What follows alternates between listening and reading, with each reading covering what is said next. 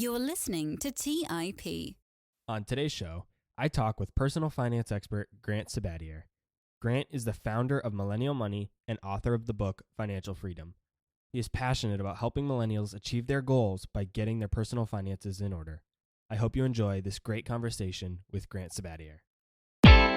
You're listening to Millennial Investing by the Investors Podcast Network, where your host, Robert Leonard, interviews successful entrepreneurs, business leaders, and investors to help educate and inspire the millennial generation.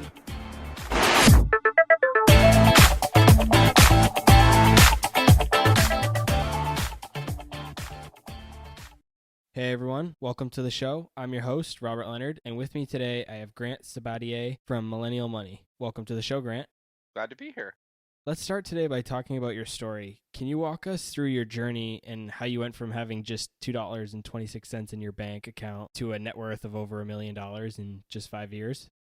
Yeah, quite a long story, but I can give you the short version. So at the age of 24, I found myself living back home with my parents, completely broke. I'd bounced around a number of different jobs after college and never quite found the right fit. I actually ended up getting laid off twice. And so had to move back home because I was completely broke and couldn't afford my rent. So that's kind of where my story started.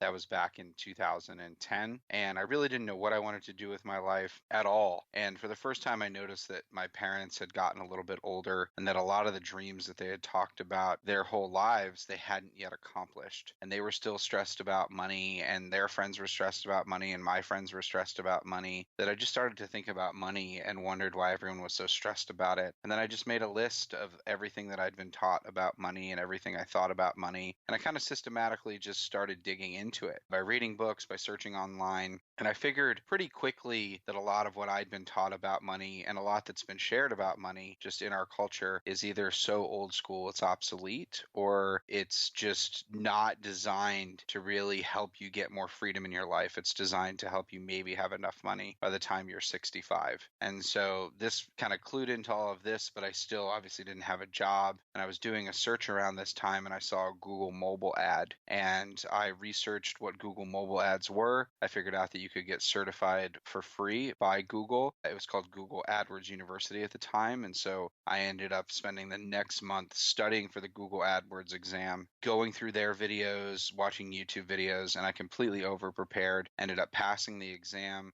I put it on my LinkedIn profile, I put it on my resume, and then just applied to work at a digital marketing agency.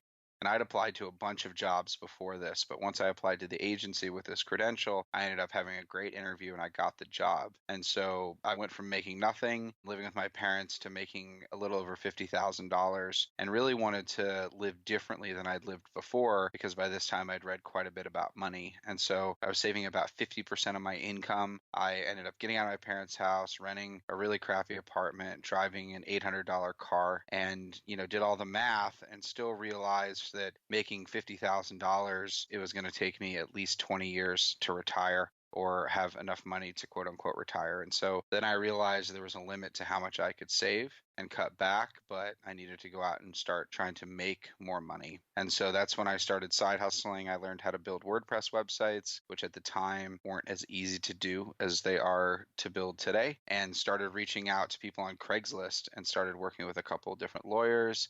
And fast forward, by the end of that year, I'd made over $300,000 in total with my full-time job and my side hustles, and I'd saved over 80% of my income. And then I ended up leaving my full-time job, starting my own company, then launching a second company, and I was off to the races. And fast forward 5 years, 3 months, and a couple of days from when I left my parents' house, I'd saved $1.25 million, and I'd reached financial independence shortly after turning 30. So for decades, it seems that traditional budgeting strategies have taught people that they need to cut costs as much as they can, but that's not exactly what you did. You really looked at the other side of things and really tried to earn more. And those old budgeting strategies include cutting things that people really enjoy in life, but I know you have a little bit different philosophy on saving. Can you talk to us about how millennials can save more money without having to give up on the things that really make them happy? Yeah, that's a really great question. So Sometimes in life, it's always easier to buy something because you feel like you deserve it, or you feel like because other people have it that you should have it too. And just like in life, it's always easier to chase the next thing. It's always easier to often buy something to solve a problem than it is to do the much more difficult work, which is kind of step back and think about, why do I really want this thing in the first place? Do I even want it? Is it going to make me happy? And so doing that work of inside me, what kind of life do I want to live, and how does what I want to buy align with that life?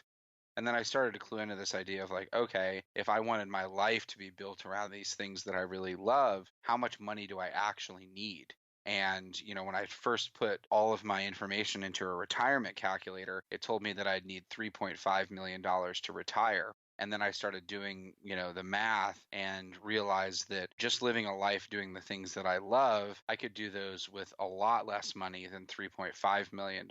And so I figured out kind of what made me happy. I quantified it, figured out how much it cost, figured out how much an awesome life that I really enjoyed would cost and would probably cost in the future. And then that's what I built the math around. And I think, we live in a world where we always focus on the numbers, and money's always talked about how much do you need? How much do you need? And I think the more important question is, what kind of life do you want to live? And figuring that out, and then figuring out how much money you need. Because a lot of people, what they do is they just try to make as much money as they can, and then they try to fit their lifestyle into that amount of money. And in a lot of cases, they spend above what they're making. And, they really have it backwards in that sense.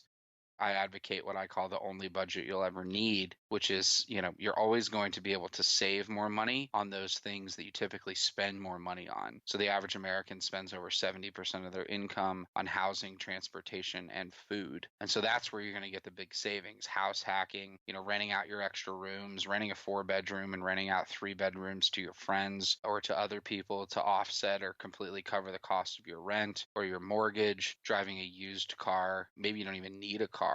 And then, from a food perspective, obviously massive cost for convenience whenever you use Uber Eats or Seamless, and eat out at restaurants. I'm not telling readers what to buy, what not to buy. Just simply realize that whenever you're spending money, you're actually trading not only the time that you spent to make the money, but you're also trading the freedom that money can buy you if you invested it instead of spending. And so, those are some mindset shifts that I ended up picking up along the way. And, it really completely changed my life. Now, you've touched on the earning potential a few times, and I want to dive into that deeper now, because there is a limit on how much people can save, but there's ultimately no limit really on how much someone can earn. Why is it so important for someone to not only focus on savings, but also on their earnings? I think the bigger question is, why is like 99% of personal finance focused on the saving side?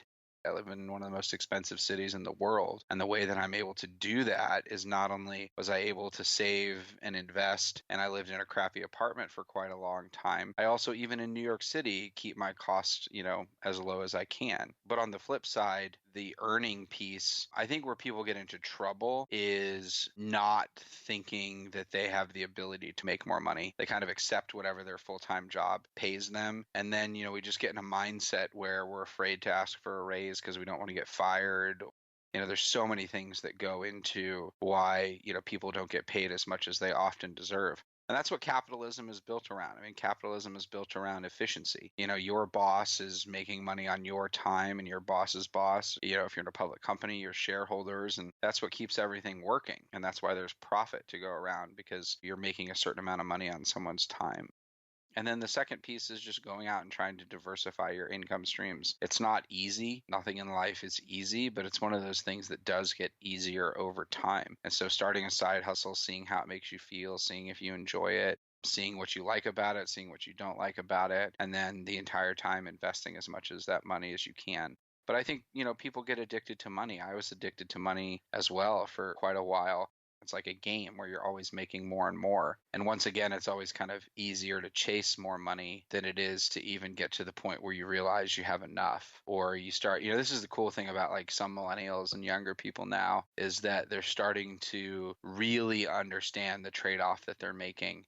And even if they can make more money, they know they have to trade more time in order to do it. And they're like, nope, Like more people are reaching out to me and they're like, no, I didn't accept a promotion that I was offered because I know that with that promotion would come more expectations on my time. And I like the way my life is now. And that really blows my mind. And I'm excited to hear because just, for a long time, I think especially us as Americans, we're always just trying to chase that dollar. And that's not what it's about. The whole idea is how can you make more money in less time? And there's so many different ways to do that. Or maybe get to the point where you're like, I'm just not willing to trade my time for money because time is so much more valuable because you can't get back your time, but you can always go out and make more money if you want to.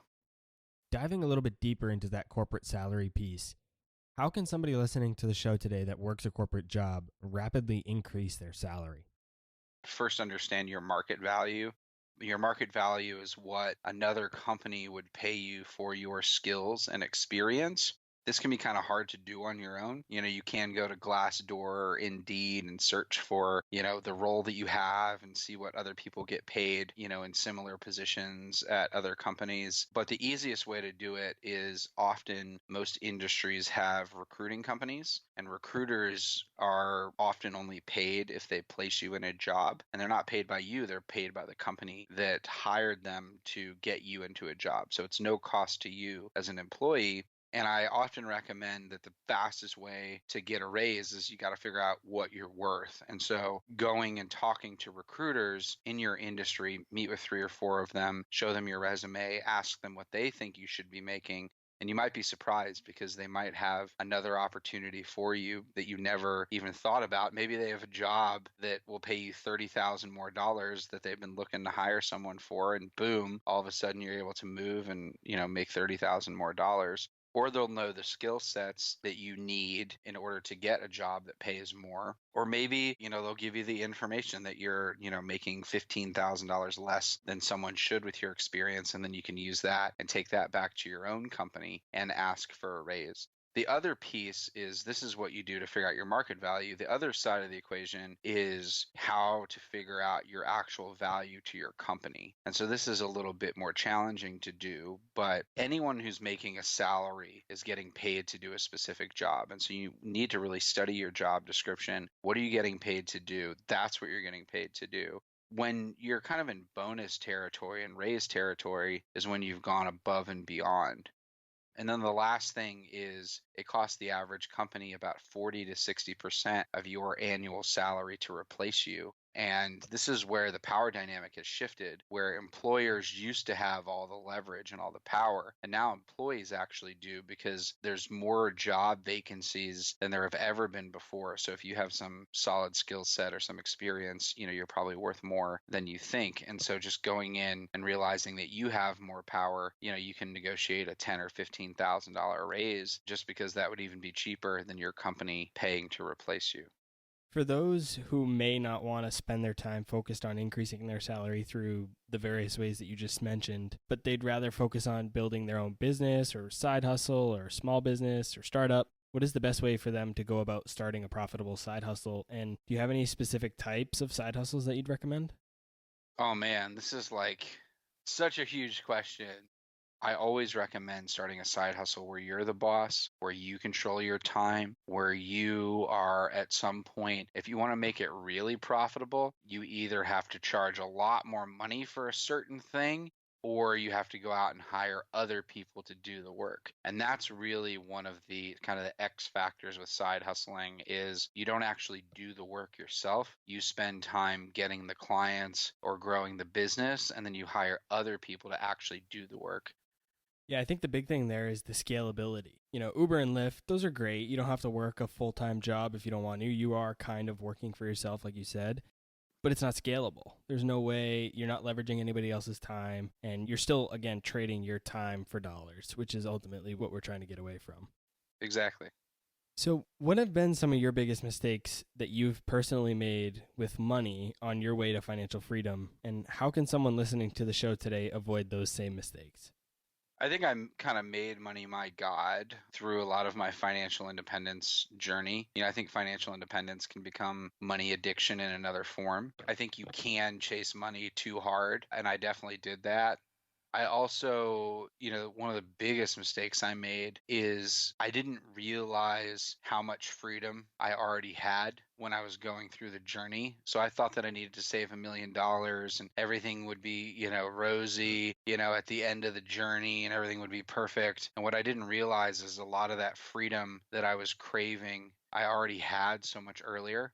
And so even when I had $100,000 saved, I could have chilled out a little bit and stopped and, took a kind of an inventory of my life. But I just kept trying to make more and more money and was just blowing through every goal, every milestone without taking a moment to recalibrate and reflect. And then the other thing is, it's great to have kind of a goal of I want to save $1 million or I want to be financially independent or have $10 million. But those goals don't really matter if you're still living paycheck to paycheck. You got to focus on getting to that next level of financial freedom, no matter where you're at. That bigger goal in a lot of cases just becomes a distraction for people, either because it's so insurmountable that they can't imagine even accomplishing it, or it just takes their focus away from the fact that the millions of dollars doesn't matter right now if you're living paycheck to paycheck. Just focus on getting to that level and see how you feel. And I didn't really stop to realize that. And if I had, I would have chilled out a little bit and it might have taken me, a couple more years to reach financial independence, but I would have enjoyed my life a little bit more. The other thing I wish I would have done was, hindsight's always 20/20. I really believe that real estate is the fastest path to financial independence. You can become financially independent 3 different ways. Either one, you can save up over $1 million like I did and invest it and live off the interest. Number 2, you can just have some form of consistent recurring income, like rental property income that, I have friends who are 25, 26 years old who have 3 rental properties that the cash flow on them is, $5,000 to $7,000 per month. And, they're able to live on $50,000. They're financially independent. They could keep growing their real estate portfolio. They could travel full time, but they took the other route where as long as your expenses are covered and the income's consistent, like most rental income is, you're good. You could be set for life. And then the third way is really just some hybrid of those two. And I invested in real estate, but I wasn't really smart about it in terms of setting up, consistent rental income. I always thought that real estate, while I did buy a property and had one rental property, I always thought real estate as being kind of a lot harder than it actually is. And like I wasn't going to find the perfect deal. But in a lot of cases with real estate, you kind of got to get in the game and you start figuring it out from there. There's also much better information on real estate investing now than there was when I was coming up in the game. Yeah, I love those points there about real estate because I'm a real estate investor myself as a millennial. And that's one of the big ways that I'm approaching financial freedom myself is through real estate. And I think a lot of people think that real estate is only for rich people or that it's super complex and sophisticated and they can't do it. But I don't think that's true. And that leads into my next question. What is a common piece of advice that you hear experts or gurus give that you don't believe is true? I think that we spend way too much time talking about student loan debt just as millennials and as a culture.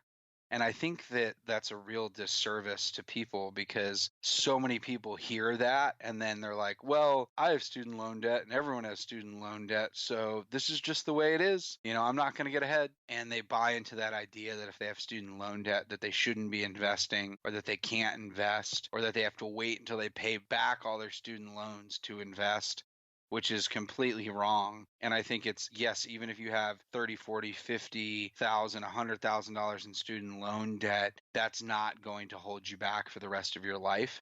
It's kind of a scarcity mindset where if you just obsess over it and focus on just that, that's what it's going to be. It's kind of going to hold you back. So I feel like we spend way too much time talking about millennials and student loan debt when we should be talking about we live in a time where it's never been easier in history to make money. And here are the ways to do that. And here's a way to, live a life that you love.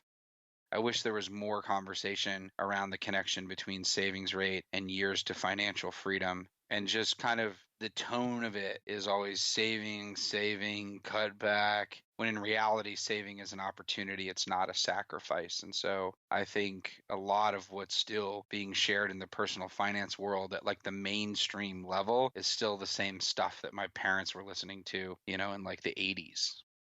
Yeah, and the student loans point is so true. You can't search millennial anywhere, whether it be Google or social media or anything, without learning or seeing something about student loan debt. It's everywhere. Yeah, it's everywhere. And the fact that millennials aren't investing in homes and are making, statistically, generationally less than our parents made at our same age. And, it's all like, and we're going to enter a recession soon and everyone's screwed. But the cool thing is, on the flip side, either because they have to or they're forced to, or because they want to, or some hybrid of the two, it's cool to see more millennials just living different lives, whether it's like in RVs or being digital nomads or house hacking. You don't need as much money as you used to live an awesome life. And that's a cool thing. There's literally two types of millennials. There's the millennial that's like held back and they're like, I'm never going to get ahead, student loan debt. And then they're on the other side, they're the ones who are like, hey, I'm going to house hack and I'm going to have no rent. So then I'm going to invest my money and it's going to give me enough money that I can travel for 6 months out of the year. And then while I'm doing that, I'm going to be launching my, online business and I'm learning how to build these skills. And it's either one or the other. Every day I encounter both. And, I wish there could be more work. And that's what I've tried to do is just like, how do you bring those two groups together where you can show the people who don't know how to do it and, really kind of lift everyone up? Because I think a lot of people, they just don't know that some of this stuff is actually possible because it's not really taught. It's not really talked about much. And whenever there's money, there's always going to be scammers and greed and people running massive Facebook ad campaigns to get you to invest in their like drop ship company course and, mastermind, all those sorts of things. So I think there's just such an inherent skepticism about money and the people that talk about money that a lot of people, even when they go from that kind of scarcity mindset and they wade into the personal finance world, a lot of what they get met with is just like either they get scammed or they're like, this is a lot more complicated than I thought it was going to be, or they're afraid, because I do think that in large part the finance industry tries to keep people in the dark in order to, keep making money off of them. How can we get people from the group that don't know about it or don't think it's possible to the group of people that are actually taking action on it? Outside of the traditional ways, because people have been writing books about this. People have been posting courses. They've been posting it on social media, and there's still that large group of people that don't know about it or don't think it's true. And it's not being taught in colleges. It's not being taught in high schools. So what can we do to get those people who aren't aware of it or don't think it's possible to actually take action? I think we always have to meet them where they are. And so it's one of those things where when I see, say, a millennial stressed about money, and this is one of those things like you hear it all the time, like you're sitting in a coffee shop. I'm sitting in a coffee shop a couple weeks ago, and there were these two women, they were, having this conversation, how they were stressed about money and they didn't know what to do. And, they just felt so down. And the perfect opportunity there is to be like, hey, check this out. Here's my book, or here's, whatever. And sometimes I actually do that with mixed results. But I think we have to kind of meet people where they are. And you can only kind of help someone in a lot of cases if they seek it out. And so that's one of the challenges. They either get to such a pain point in their life. Often one of the things I've found is that people get into personal finance when they're at some life transition. And so whether it's the kid who just graduated from college and now got a job, that's an opportunity to teach them. Oftentimes, if they're getting a big promotion, they'll search again. If they're having a kid, if a parent dies, if they're moving to a new city, if they want to buy a home, there's these certain moments in someone's life when you can kind of have that opportunity to actually teach them something. But other than that, there is more happening in the financial literacy space that's somewhat exciting. It's still pretty antiquated. And I think there's more and more people who are simply starting to live by example in that one group. And so, I have friends who really don't know much about what I do at all. And they'll be like, wait, why were you able to travel for 2 months in Europe? How is that possible? And so, or wait, why don't you have to commute, or these things where you're living by example? And then that becomes the entry point to the conversation. You mentioned before that you don't need as much money to retire as people thought or as you used to. And that brings up one of the biggest surprises that I had when I came across your book. And that was your advice talking about how you need less money to retire at age 30 than you do at age 65. How can that be possible? The simple idea is that if you can save enough money by the age of 30, you can just let compounding take over, and you'd actually have way more money at the age of 65 than even if you would have just kept working. And so that's the simple idea. And it works out mathematically, I think 87 to 88% of the time, where, say, for example, you can save $1 million by 30. That $1 million, even if you're living off, 4% of it, is going to continue to grow and compound and will likely double, triple, or even quadruple by the time that you're 65. And you wouldn't have had to have worked for the last 35 years. And so that's basically how it works. There's also things that, you can build hedges into it. So, you can always build some form of a consistent income stream because you are so young. You have more chances to go back to work or make more money at some point. They might stop making money for a while, but those skills that they use to get there, they still have. And then they end up making money in some way down the line because they're just kind of naturally wired to make money in that way. There's just a huge difference between doing something that you love and that doesn't feel like work, or that you don't have to do for money, and having to actually work for money. By and large, if you can save up enough money by the age of 30, you need less money than you would at the age of 65 to last you for the rest of your life. Before we wrap up the show, I want to talk about traveling, and then I also want to dive a little deeper into real estate. With the huge rise in popularity of traveling amongst millennials, please talk to us about your ways for traveling the world for much cheaper or even free. So, the simple thing is just making sure that you know the credit card rewards game. And so there's a big difference between people who use credit cards intelligently and people who don't. That's a very simple way to explain it, but you should get a really great card like the Chase Sapphire Reserve or Preferred that gives you, incredible points that you can redeem for miles. The Chase Ultimate Rewards travel portal with the Chase Sapphire Reserve gives, I believe, like a 1.25 redemption. And so you can get flights for very, very few points within the Chase Ultimate Rewards portal. And then you can also port points. And so the next level of the travel hacking game is understanding the points value when you get it in one card and you transfer it to an airline. But I often recommend that people, be smart about money. Once you pay down your debt and you get good at credit cards, put everything on a credit card, because that's where you're going to get the bonuses. Signing up for a couple of different cards each year, you're getting the 40 to 100,000 point bonuses. Those all add up. I'm routinely, with just what I'm spending in the new cards that I open.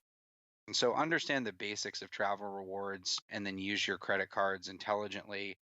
And then on the flip side, the best thing that's happened for us is simply the fact that you can stay anywhere, in an Airbnb for under $50. And so you can fly to these places and stay incredibly inexpensively. And so you can fly for free, you can stay for cheap. Food in most countries outside the United States is significantly cheaper than it is in the US. The dollar is very, very powerful. And so, yeah, everything's kind of in our favor. So in the US, we have incredible travel rewards, we have incredible perks, we have incredible bonus offers, we have incredible flight costs. For example, I live in New York City. It's one of the cheapest airports to fly out of in the United States. And so that's one of the things. If you live in New England, get to New York City, and then you can fly anywhere, relatively inexpensively, even if you have to pay. Now, do you think there's any danger to telling millennials to put all of their charges on credit cards? Could you see that spiraling out of control? Oh, yeah, it happens all the time. That's why I make that disclaimer. It's a slippery slope. You shouldn't be travel hacking if you can't pay your credit card off each month. That's just the reality of the situation. But it's like anything, you can start small and see how you feel. Sign up for that one card. And this is one of the things that a lot of people don't know, but in some cases, you can actually call up a credit card company and get your limit reduced. It's not a great decision from a credit score perspective, just because you always want to have as much credit available as you can for your credit score. But if you have a problem and you know you have a problem with credit cards, but you still want to travel hack, call, get the credit card, get the bonus, and then call them up and say, hey, I want you to reduce my $10,000 limit to $3,000. In almost all cases, they're going to do that for you. And then so there's kind of a threshold in terms of how much you can actually spend on that card. Yeah, I mean, I think it's great advice. I use exactly those strategies that you just mentioned. Every time I recommend it to somebody or I hear it recommended, I always get a little worried that someone's going to take the advice. And then, like you said, it's a slippery slope and you could quickly go down that slope and have credit card debt that makes all of those credit card rewards points or travel rewards that you got not even worth it. So it's something that you just got to really be conscious of. Now, in regards to real estate, it seems that many millennials think they're not able to buy a house or they can't invest in real estate. I mentioned that briefly before, but can you give specific examples of how a millennial can get involved with real estate? Yeah, absolutely. There's a really great book that just came out by Craig Kurlop called The House Hacking Strategy, and it's an incredible book. I think he's 26. He's already reached financial independence. He has 3 properties. He breaks out step by step by step by step exactly what he did. It's an absolutely incredible book. And there's so many different ways to do it. It's like I often recommend put 5% down instead of 20%. One of the biggest myths is that you need 20% down payment. And so people save for years and years and years to get that 20% down payment. And then they've either A, been priced out of the market, or B, they've waited too long to take advantage of the appreciation opportunity. So in a lot of cases, if you live in a city, even if you don't live in a city, put down 5% when you have the money, invest in real estate, start that appreciation growing, and start small. I mean, it's like anything in life, you're going to get a little bit more comfortable with it. If you're going to buy an apartment, never buy a studio or a 1-bedroom. They just don't appreciate as fast. Buy a 2, 3, or 4-bedroom and then rent out the other rooms to cover the cost of your mortgage. That's something that most people can do. You don't have to do it forever, especially when you're young. Buy that 3-bedroom apartment, rent out the other 2 rooms to roommates for a couple years. What you're going to do is you're going to be paying down your mortgage. You're going to have more money to invest because you're not paying it to your mortgage. So then you can save up enough to buy a second property and then do the same thing, rinse and repeat. Within 3 to 5 years, you've got 3 properties that are helping support your life. So I would definitely recommend checking out that book. It's really, really worth the read. I'll be sure to put a link to that book in the show notes so you guys can check it out. It's a Bigger Pockets book. And if you guys remember a few weeks back, we had the CEO of Bigger Pockets, Scott Trench, on the show as a guest. And as Grant has said, I think house hacking is a great strategy. I house hacked my first 2 properties, so I'm very familiar with the strategy myself, and I would highly recommend it as well. Grant, thanks so much for your time. I really appreciate it. Where can the audience go to learn more about you and all the different things that you have going on? My book's called Financial Freedom. It's on Amazon and every bookstore pretty much nationwide. You can also go to financialfreedombook.com. If you want to hit me up on Instagram, it's either at Financial Freedom or at Millennial Money com. And yeah, that's the best places to reach me. Thanks. Really appreciate you having me on. Yeah, absolutely. And I'll be sure to put links to all of those resources in the show notes so you guys can check it out. Thanks again, and I look forward to talking to you soon. All right, guys, that's all I had for this week's episode of Millennial Investing. I'll see you again next week. Thank you for listening to TIP. To access our show notes, courses, or forums, go to theinvestorspodcast.com. This show is for entertainment purposes only. Before making any decisions, consult a professional. This show is copyrighted by the Investors Podcast Network. Written permissions must be granted before syndication or rebroadcasting.